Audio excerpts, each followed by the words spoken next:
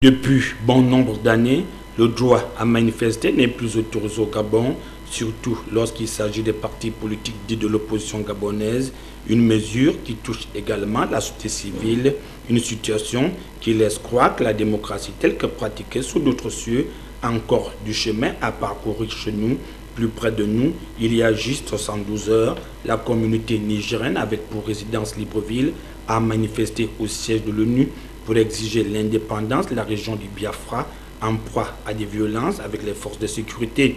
En aucun moment, ce rassemblement n'a été dispersé par les forces de l'ordre pour trouble à l'ordre public, comme si une catégorie de personnes pouvait entreprendre des initiatives à leur guise sans se soumettre à la législation en vigueur. D'après certaines informations qui sont véhiculées ça et là, cet attroupement qui a été transformé en sitting devant la représentation locale de l'ONU n'a pas été autorisé par le ministère de l'Intérieur.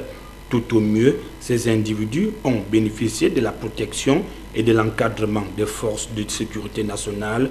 On s'interroge alors si certaines lois ne s'appliquent que sur une catégorie d'individus, alors que l'application et le respect des libertés individuelles se doivent de s'appliquer dans toutes les sociétés de ce monde sans distinction de race, encore moins de sexe.